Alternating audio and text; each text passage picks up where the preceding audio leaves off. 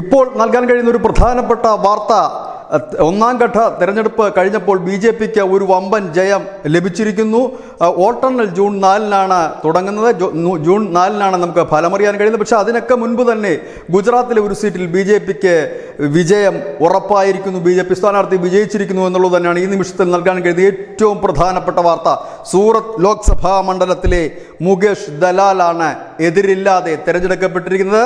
ഇവിടെ ഈ മുകേഷ് ദലാലിനെ കൂടാതെ കോൺഗ്രസിൻ്റെ സ്ഥാനാർത്ഥി ഉണ്ടായിരുന്നു, നിലേഷ് കുംഭണി ആയിരുന്നു.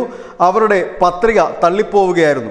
കൂടാതെ 7 സ്വതന്ത്രന്മാർ കൂടി ഈ സൂറത്തിൽ മത്സരിക്കുന്നുണ്ടായിരുന്നു. ആ 7 സ്വതന്ത്രന്മാരും അവരുടെ പത്രിക പിൻവലിച്ചതോടുകൂടിയാണ് എതിരാളികളില്ലാതെ മുകേഷ് ദലാൽ ബി.ജെ.പിയുടെ MP ആയി സൂററ്റ് മണ്ഡലത്തിൽ നിന്നും ജയിച്ചിരിക്കുന്നു. ഇതൊരു വലിയ വിജയം എന്ന് തന്നെ പറയേണ്ടി വരും. കാരണം ലോക്സഭയുടെ ആ ഒരു ആദ്യഘട്ടം, ഒന്നാം ഘട്ടം തുടങ്ങിയതിന് ശേഷം ഗുജറാത്തിലെ തെരഞ്ഞെടുപ്പ് ആരംഭിച്ചിട്ടില്ല. അവിടെ ഈ നാമനിർദ്ദേശക പത്രിക പരിശോധനയും അതുപോലെ പിൻവലിക്കലിലൊക്കെ സമയമായി വരുന്നുള്ളൂ. ആ സമയത്ത് തന്നെ എതിരാളികളില്ലാതെ സൂററ്റിൽ നിന്ന് ബി.ജെ.പിയുടെ സ്ഥാനാർത്ഥി ജയിച്ചിരിക്കുന്നു എന്നുള്ളത് തന്നെയാണ് ഏറ്റവും വലിയ വാർത്ത. ബി.ജെ.പിയെ സംബന്ധിച്ച് ഗുജറാത്ത് അവരുടെ ഒരു ഉറച്ച കോട്ടയാണ്. 26-ൽ 26 നൽകിയാണ് കഴിഞ്ഞ തവണ മോദിയുടെ സ്വന്തം നാടായ ഗുജറാത്ത് ബി.ജെ.പിയെ കേന്ദ്രത്തിലേക്ക് അയച്ചത്. ഏതായാലും ഇത്തവണ അവിടെ ആദ്യ വിജയം ബി.ജെ.പി നേടിയിരിക്കുന്നു. News desk news India Malayalam.